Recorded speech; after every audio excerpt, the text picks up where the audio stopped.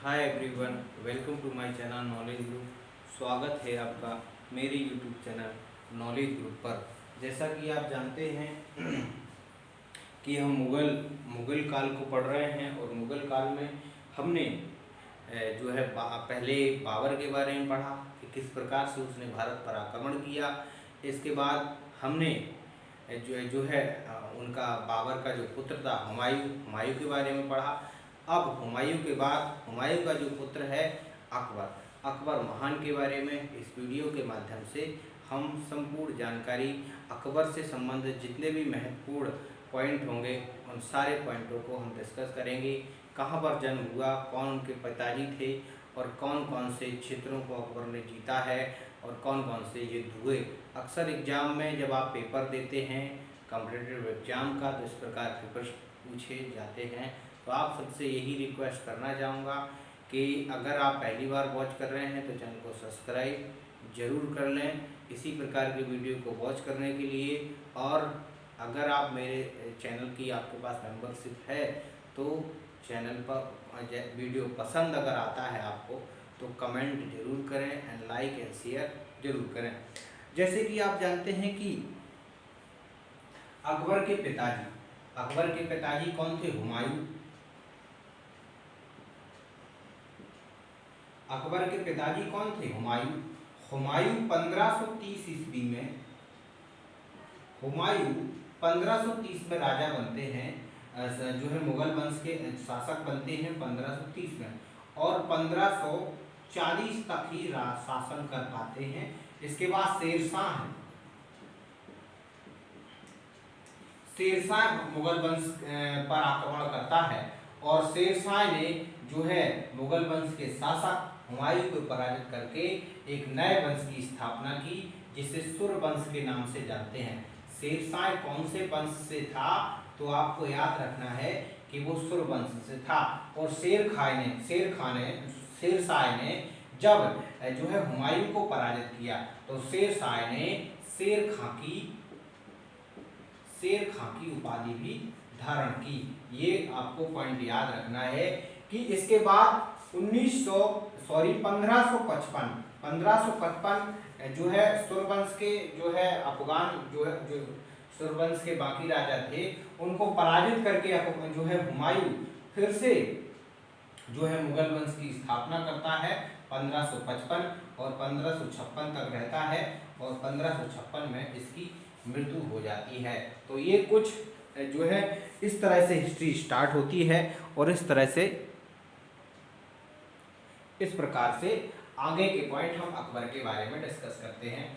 अकबर की मृत्यु जो है किनकी? हुमायूं की मृत्यु हो जाने के बाद देखो एक्चुअली क्या था, जब शेरशाह से हुमायूं हार जाता है तो वो सिंध चला जाता है और इनके एक मित्र थे अमरकोट वीरपाल जो है अमरकोट के राजा थे। ये अमरकोट के राजा वीरपाल महल में ये जो है हमीदा बानो बेगम से विवाह कर लेता है और उनसे जो है अलग अलग जगह भटकता रहता है। बाद में 1541 ईस्वी में ये हमीदा बानो बेगम से विवाह कर लेता है जिनसे अकबर का जन्म होता है। और माना यह जाता है कि अकबर के जन्म होते ही जो है हुमायूं की कई जो उसकी जो कंडीशन थी, जो दिशा थी वो बदलती चली गई और 1555 में उसने जो है फिर से सूर्यवंश के जो है शासकों को पराजित करके फिर से मुगल वंश की नींव डाली दिल्ली में। तो ये कुछ पॉइंट हैं। अब हम बात करेंगे अकबर। तो अकबर के फादर हमने कहा हुमायूं होंगे, अकबर के दादा कौन होंगे? तो बाबर होंगे। अकबर मुगल वंश का कौन सा राजा है? तो ये तीसरा राजा है। कौन सा? तीसरा राजा है। और उसकी माताजी कौन होंगी? तो हमीदा बानो बेगम।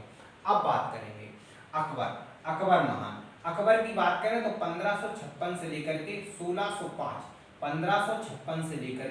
1605 के बीच में शासन काल रहा है किसका? अकबर का।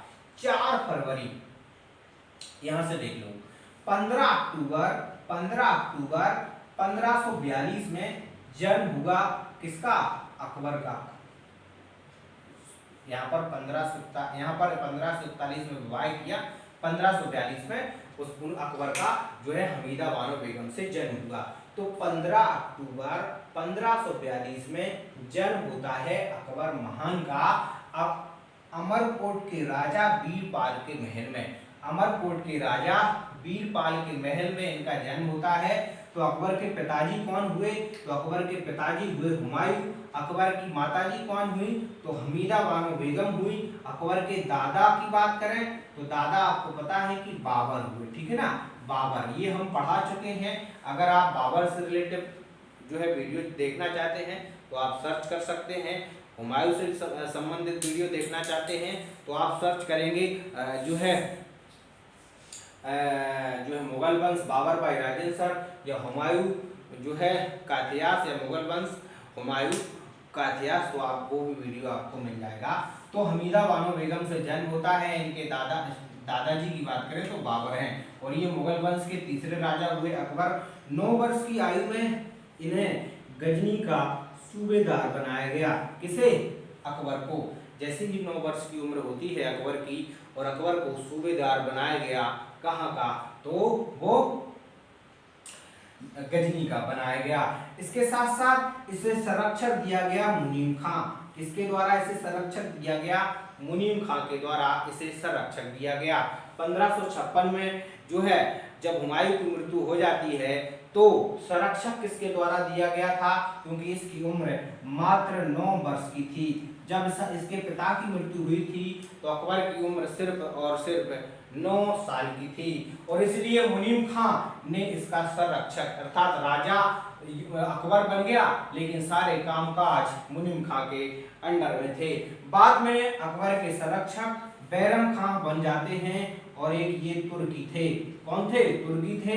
बैरम खां बाद में जो है संरक्षक बनते हैं किसके? अकबर के। तो ये पॉइंट याद रखना है।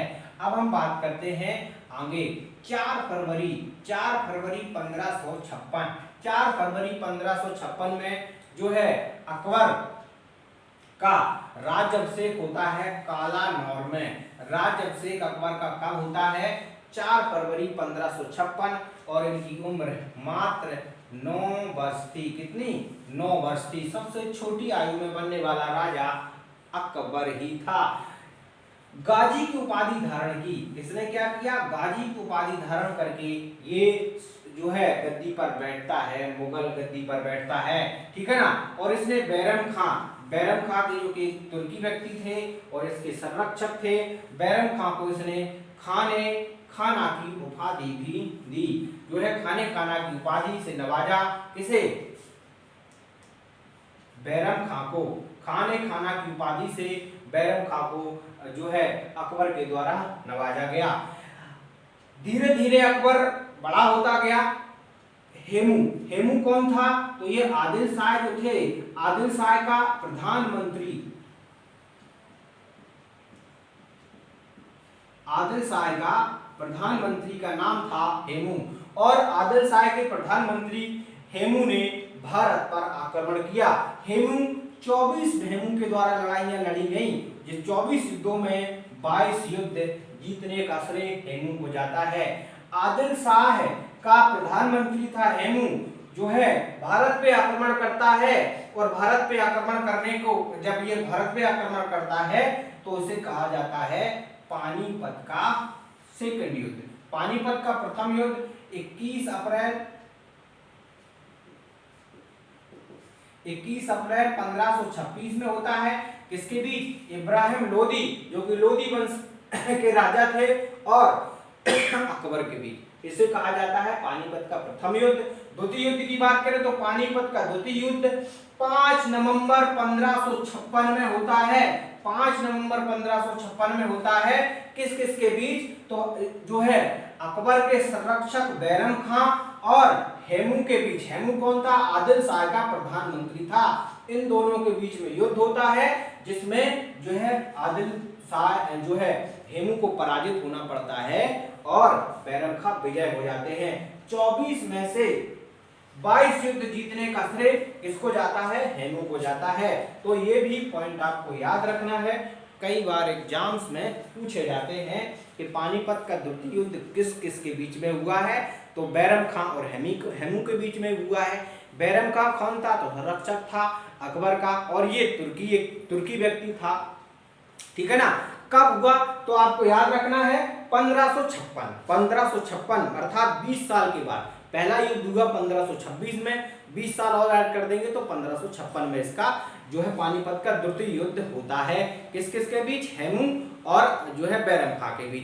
बैरम खां कौन था? संरक्षक था अकबर का, और हेमू कौन था? तो आदिल शाह का प्रधानमंत्री था। हेमू ने 24 लड़ाइयों में से 22 युद्धों को जीता था, ठीक है। ये भी पॉइंट आपको याद रखना है। आगे बात करेंगे हल्दी घाटी का युद्ध। हल्दी घाटी का युद्ध किस किस के बीच में हुआ? तो 1576 में महाराणा प्रताप और अकबर के बीच में जो है हल्दी घाटी का युद्ध होता है। और 1576 हल्दी घाटी का युद्ध किस किस के बीच में होता है? तो महाराणा प्रताप और अकबर के बीच में ये युद्ध होता है 1576 में। इस युद्ध को हल्दी घाटी का युद्ध कहते हैं, जिसमें अकबर विजय हो जाते हैं, ठीक है ना। ये पॉइंट याद रखना है। खानदेश को अकबर के द्वारा 1591 में जीतने का श्रेय खानदेश को जाता है, और ये दक्षिण भारत का पहला अभियान था अकबर के द्वारा। और पहला अभियान जब दक्षिण भारत को अकबर जब जीतने जाता है तो सबसे पहले उसने दक्षिण भारत के खानदेश को जीता। कब? 1591 में। और खानदेश को जीतने के बाद उसने सम्राट की उपाधि धारण की। खानदेश को जीतने के बाद उसने सम्राट की उपाधि धारण की। इसके साथ साथ, ठीक है ना, ये पॉइंट कई बार पूछा जाता है कि जो अकबर है वो कौन सी उपाधि धारण करके गद्दी पर बैठा? तो गाजी। अकबर ने जब खानदेश को जीता या दक्षिण भारत को जीता तो उसने कौन सी उपाधि धारण की? तो आपको सम्राट की उपाधि याद रखना है। इबादत खाना क्या था? तो प्रत्येक रविवार को धार्मिक संबंधी जो है वाद विवाद इबादत खाने में होता था। तो धार्मिक संबंधी मामलों को देखने के लिए अकबर ने एक इबादत खाने की स्थापना की, और प्रत्येक रविवार इस पे धर्म से संबंधित बहस होती थी। अकबर ने अपना खुद का एक धर्म चलाया, जिसे दीन इलाही के नाम से जानते हैं। अकबर के द्वारा खुद का एक धर्म जो है उसने स्थापित किया, जो कि 1582 जो है 1582 में उसने जो है स्टेबलाइज किया, लागू किया। फर्स्ट पर्सन थे कौन? बीरबल फर्स्ट पर्सन थे। एंड नवरत्न 9 जो है गोल्डन मैन, मतलब कह सकते हैं आप नवरत्न या गोल्डन मैन, उनमें से एक थे बीरबल। और बीरबल फर्स्ट पर्सन थे जिन्होंने अडॉप्ट किया दीन ए इलाही। बीरबल चूंकि हिंदू थे, और हिंदू होने के नाते ऐसा कई बार प्रश्न पूछा जाता है कि फर्स्ट हिंदू पर्सन कौन थे जिन्होंने दीन ए इलाही जो रिलीजन था, धर्म था, जो कि अकबर के द्वारा परमिशन किया गया था, उसको एडॉप्ट किया था या उसको एक्सेप्ट किया था। तो वो आपको याद रखना है बीरबल कौन थे? एक नवरत्नों में से एक थे। अगर हम बात करते हैं अकबर, तो अकबर के कौन कौन से नवरत्न थे? तो आपको याद रखना है मुल्ला दो प्याजा, राजा मानसिंह, हकीम हुकाम, राजा टोडरमल, अब्दुल रहीम, फैजी, अब्दुल फजल और तानसेन। और ये जो है 9 रत्न थे अकबर के। बीरबल, मुल्ला दो प्याजा, राजा मानसिंह, हकीम हुकाम, राजा टोडरमल, अब्दुल रहीम, फैजी, अब्दुल फजल एंड तानसेन, ये जो है अकबर के नवरत्न थे। और बीरबल भी नवरत्न थे जिन्होंने दीन है इलाही को एक्सेप्ट किया था, ठीक है ना। ये पॉइंट आपको याद रखना है, ठीक है ना। अबुल फजल के द्वारा अकबरनामा जो है लिखा गया था, या आईने अकबरी।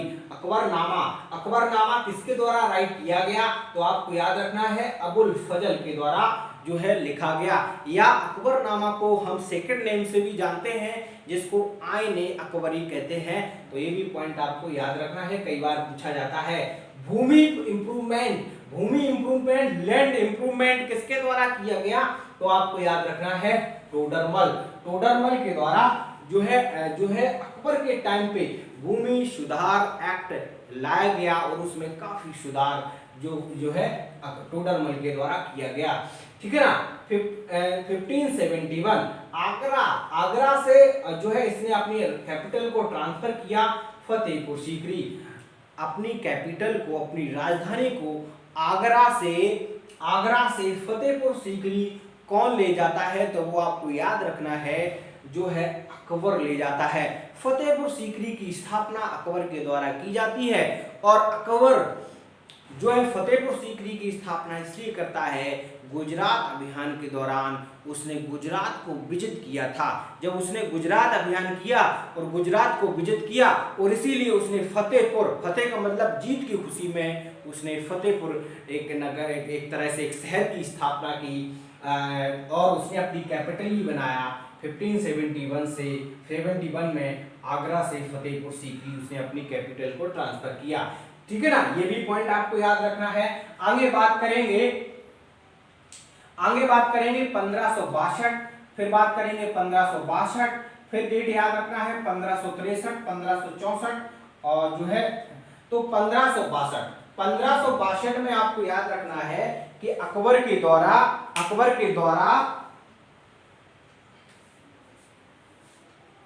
द्वारा जजिया कर, पॉइंट याद रखना है आपको, अकबर के द्वारा 562 ये दास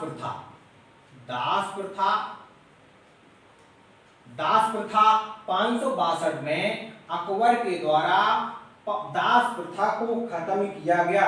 इसके साथ साथ उसका जो है 563 में तीर्थ यात्रा जो कर लगता था हिंदुओं पर, उस तीर्थ यात्रा कर को भी समाप्त अकबर के द्वारा किया गया। 562 में दास प्रथा को खत्म किसने किया, तो वो अकबर के द्वारा ही किया गया था। इसके साथ तीर्थ यात्रा जो कर था वो भी अकबर के द्वारा 1563 में समाप्त किया गया। 1564 में आपको याद रखना है जजिया क्या था, एक कर था और गैर मुसलमानों पे लगने वाला ये कर था और जो है फिरोज शाह तुगलक के द्वारा इस जजिया कर को जो है लगाया गया था और इसको समाप्त किसके द्वारा किया गया, अकबर के द्वारा समाप्त किया गया 1564 में। बाद में फिर से औरंगजेब ने जजिया कर को जो है प्रारंभ कर दिया था। तो ये भी आपको याद रखना है, ठीक है ना। बाकी मैंने डेट बताई दी जो है, हाँ बाकी मैंने डेट बताई दी कि 1580 में जो है भूमि सुधार जो है टोडरमल लेकर आते हैं। तो 1562 में दास प्रथा को खत्म किया अकबर ने। इसके साथ साथ 1563 में जो है तीर्थ यात्रा कर को जो है हटा दिया और जजिया कर को भी रिमूव किसके द्वारा किया गया, तो अकबर के द्वारा, ठीक है ना। 1580 में इसने भूमि सुधार अधिनियम लाकर जो है टोडरमल लाते हैं। अकबर के द्वारा राजस्थान विजय अभियान में अकबर ने आमेर को जीता। साम्राज्य विस्तार की दृष्टि से मैं बता रहा हूँ कि कहाँ पर अकबर ने साम्राज्य स्थापित किया। तो सबसे पहले इसने आमेर को जीता, जयपुर को जीता, राजा भारमल ने जो है इसकी जो है अधीनता स्वीकार कर ली और मेवाड़ को जीता और रणथंभौर। तो ये जो है अकबर के राजस्थान में विजित क्षेत्र थे। साम्राज्य विस्तार जब उसने किया, जब उसने संपूर्ण भारत पर राज्य करने को सोचा, तो आमेर, जयपुर, मेवाड़ और रणथंभौर को जीता। इसके साथ साथ उसने कालिंजर को जीता। कालिंजर जो कि गुजरात में पड़ता है, कालिंजर गुजरात में नहीं पड़ता है, ठीक है ना। मारवाड़ को जीता। इसके साथ साथ गुजरात अभियान उसने प्रारंभ किया। कालिंजर शायद उड़ीसा में पड़ता है, शायद कंफर्म नहीं है, एक बार चेक कर लेना आप, ठीक है ना।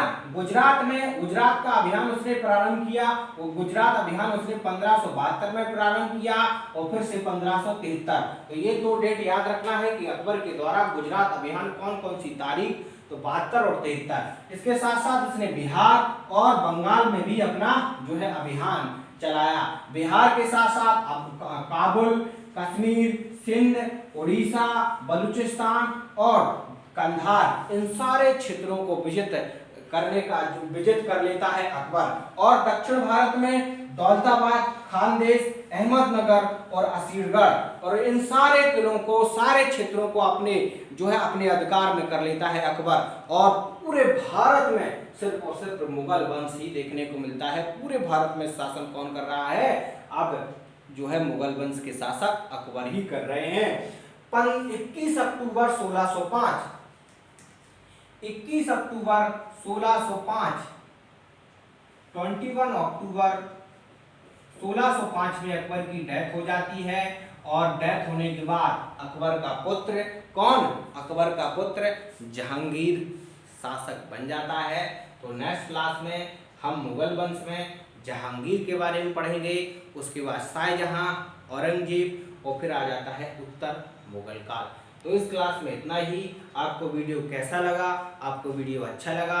आपको इन्फॉर्मेशन जो मेरे द्वारा दी गई है, जो डिस्कशन किया गया है, आपको अच्छा लगा? अगर आपको अच्छा लगा हो तो लाइक और कमेंट जरूर करें, और अपने सोशल मीडिया प्लेटफॉर्म पे मेरे वीडियो को शेयर करें। I need your support, I need your help. मुझे आपके सपोर्ट की ज़रूरत है। आपके थोड़े से सपोर्ट से मेरा जो है एक मोटिवेशन बढ़ेगा एंड कॉन्फिडेंस बढ़ेगा, और भी अच्छे अच्छे नॉलेज के जो वीडियो हैं वो मैं आप सबके साथ में लेकर आऊँगा। तो आज की क्लास में इतना ही। Thank you, take care, see you next class, next video, next information के साथ एंड नेक्स्ट नॉलेज के साथ। और thank you everyone, thank you, thank you, thank you.